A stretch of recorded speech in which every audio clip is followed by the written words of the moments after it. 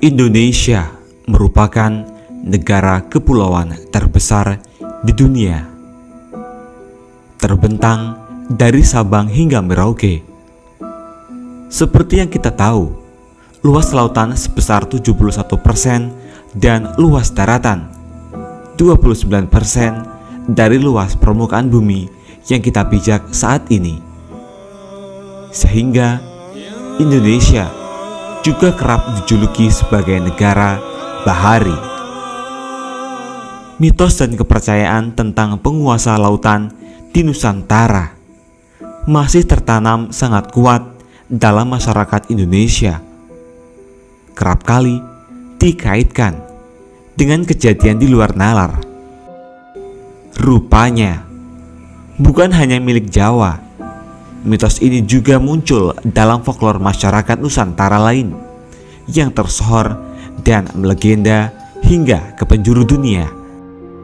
Lantas, seperti apa sejatinya mitos mengenai penguasa laut di Nusantara yang mendunia ini? Mari kita simak selengkapnya hanya di Alikul Channel. Welcome back di Alikul Channel. Yang pasti semuanya ada di sini. Jangan lupa untuk tekan tombol subscribe, nyalakan lonceng notifikasi, like, bagikan, dan tulis komentar kalian di kolom komentar. Karena semua ini gratis.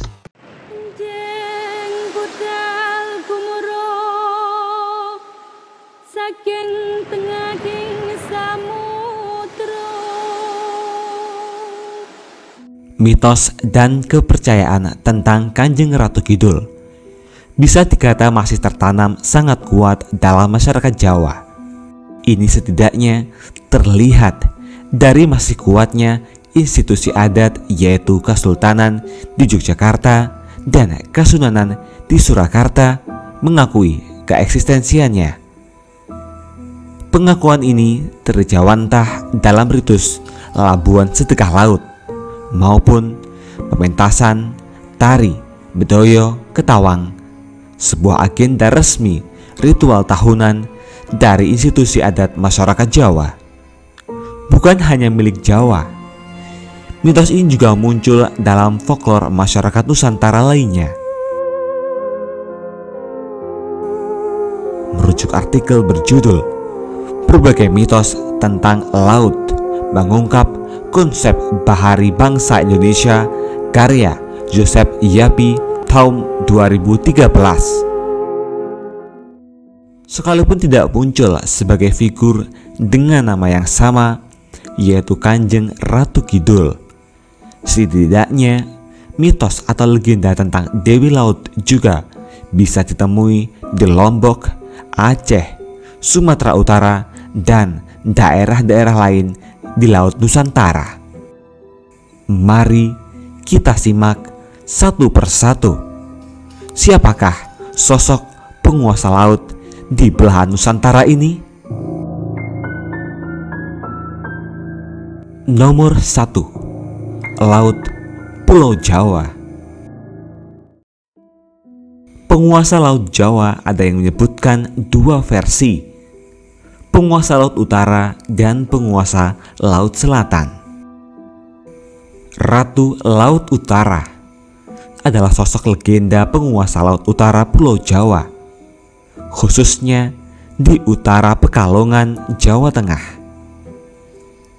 Dalam kepercayaan masyarakat Pekalongan, nama Ratu Laut Utara yang sebenarnya adalah Dewi Lanjar. Masyarakat Pekalongan pada khususnya masih memiliki kepercayaan sangat kental terhadap sosok Dewi Lanjar. Misalkan jika ada anak hilang saat bermain di pantai, masyarakat percaya bahwa anak tersebut dibawa oleh Dewi Lanjar. Konon letak keraton Dewi Lanjar terletak di pantai Pekalongan sebelah Sungai Selamaran. Singkat cerita, suatu hari Dewi Lanjar bersama pasukan jin diperintahkan untuk mengganggu dan mencegah Raden Bahu yang sedang membuka hutan Gambiren yang kini berada di sekitar Jembatan Anim, Pekalongan dan Desa Sorogenen. Namun, Raden Bahu tidak terpengaruh semua godaan Dewi Lanjar dan pasukan jinnya. Karena tidak berhasil menunaikan tugas, Dewi Lanjar memutuskan untuk tidak kembali ke pantai selatan, tetapi memohon izin kepada Raden Bahu untuk dapat bertempat tinggal di Pekalongan. Hal tersebut disetujui oleh baik Raden Bahu maupun oleh Ratu Kidul. Dewi Lanjar diperkenankan tinggal di pantai utara Jawa Tengah, terutama di Pekalongan. Penguasa Laut Selatan Jawa. Ratu Laut Selatan adalah sebutan yang pada umumnya merujuk pada dua tokoh, yaitu Kanjeng Ratu Kidul dan Nyi Roro Kidul. Tokoh ini sangat populer di kalangan masyarakat Pulau Jawa dan Bali. Kepercayaan akan adanya penguasa lautan di selatan Jawa atau Samudra Hindia terutama dikenal oleh suku Sunda dan suku Jawa. Orang Bali juga meyakini adanya kekuatan yang menguasai pantai selatan ini. Nyi Roro Kidul, juga disebut Nyai Loro Kidul, adalah tokoh legendaris Indonesia yang sangat populer di kalangan masyarakat Pulau Jawa dan Bali. Tokoh ini dikenal sebagai Ratu Laut Selatan Samudra Hindia. Menurut legenda Sunda, Nyi Roro Kidul mulanya merupakan putri kerajaan Sunda yang diusir ayahnya karena ulah ibu tirinya. Dalam perkembangannya, masyarakat cenderung menyamakan Nyi Roro Kidul dengan Kanjeng Ratu Kidul. Kedudukan Nyai Loro Kidul sebagai ratu dalam tanah Jawa menjadi motif populer dalam cerita rakyat dan mitologi.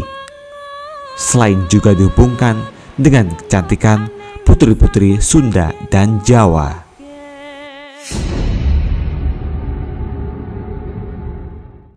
Nomor 2, Laut Pulau Lombok. Masyarakat etnis Sasak di Pulau Lombok hingga saat ini masih menyimpan sebuah legenda yang bernilai sakral tinggi tentang Putri Mandalika, putri laut yang mengorbankan dirinya dan menjadi santapan penduduk setempat. Dalam ritual bau nyale, yaitu upacara menangkap sejenis cacing laut, masyarakat Sasak mempercayai cacing laut aneka warna yang muncul ke permukaan air laut tersebut ialah manifestasi Putri Mandalika.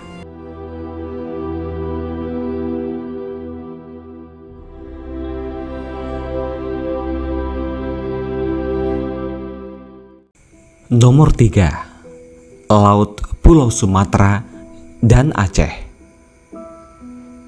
Masyarakat Sumatera Utara dan Aceh juga mengenal sebuah legenda bau rekso lautan yang perkasa.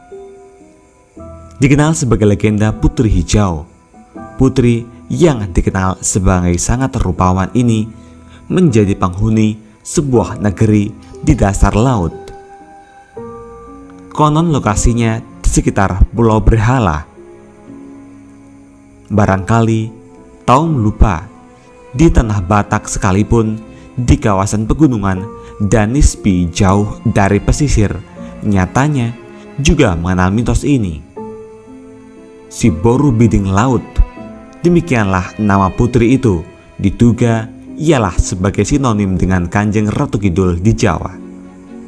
Legenda ini tidak terlepas dari kisah raja-raja Batak sebagai nenek moyang etnis tersebut.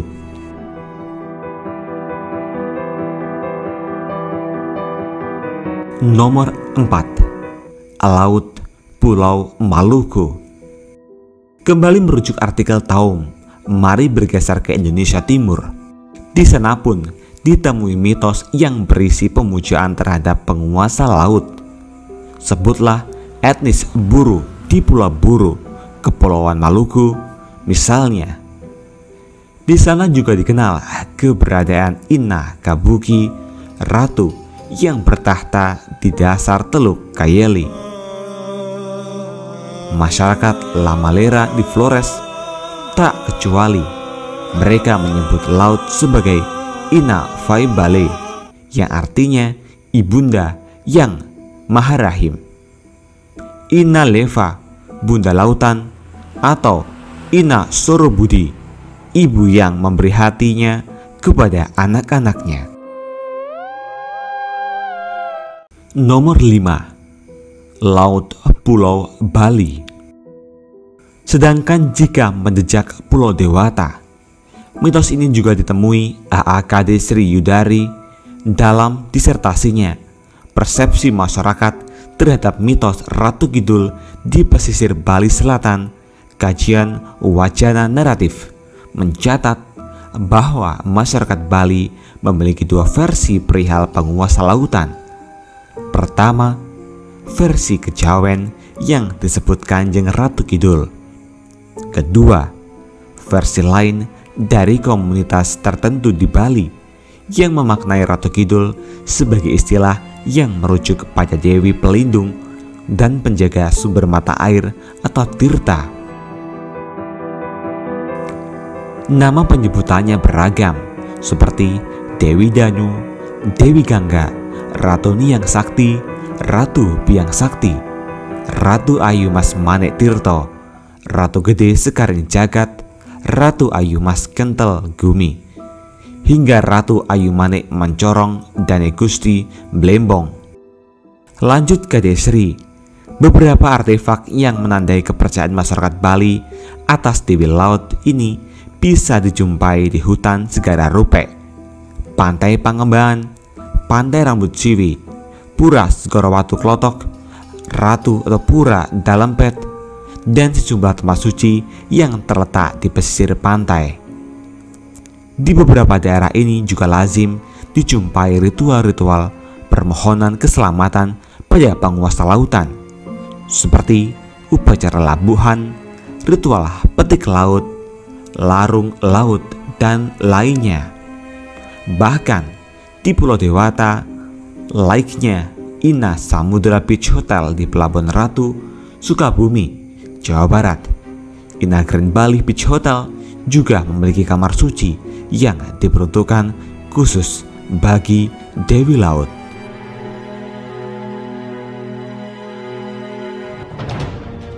Jejak-jejak negara bahari. Sudah tentu banyak tafsiran mengemuka. Salah satu yang menarik dicermati ialah tafsiran Pramuja Anantatur pada 1995. Sekalipun dia tidak hadir dalam sesi penyerahan Ramon Mang Sasai Award di Filipina, Bung Pram, demikian biasa dipanggil, memberikan orasi tertulis. Salah satu paragrafnya di tulisannya berbunyi, salah satu contoh bagaimana pujangga Jawa memitoskan kekalahan Sultan Agung, Raja Padalaman Jawa, yang dalam operasi militer terhadap Batavianya atau Belanda pada waktu dekade kedua abad 17 telah mengalami kekalahan total. Akibatnya Mataram kehilangan kekuasaannya atas Laut Jawa sebagai jalan laut internasional. Untuk menutupi kehilangan tersebut, pujangga Jawa menciptakan Dewi Laut Nyai Roro Kidul sebagai selimut bahwa Mataram masih menguasai laut di sini Laut Selatan atau Samudra Hindia. Mitos ini melahirkan anak-anak mitos yang lain, bahwa setiap Raja Mataram beristrikan sang dewi tersebut. Anak mitos lain ditabuhkan berpakaian hijau di pantai Laut Selatan. Ini untuk memutuskan asosiasi orang pada pakaian hijau, kompeni Belanda. Dan tanpa sengaja oleh pujangganya sendiri, sang dewi telah mengukuhkan kekuasaannya para raja-raja Mataram atas rakyatnya, bahkan menjadi polisi batin rakyat Mataram.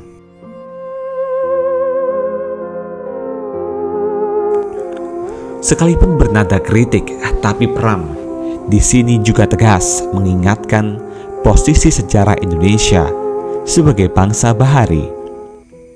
Mitos ini dalam arti negatif langsung atau tidak memiliki korelasi kuat dengan jejak-jejak sejarah Indonesia sebagai bangsa bahari. Benar, sejauh ini muncul mitos Kanjeng Ratu Kidul memiliki korelasi dengan sejarah kerajaan Mataram Islam. Berawal dari pertapaan Panembahan Senopati di pesisir Laut Kidul, sang pendiri bangsa ini. Cerita ini ditulis dalam Babat Tanah Jawa di zaman Sultan Agung.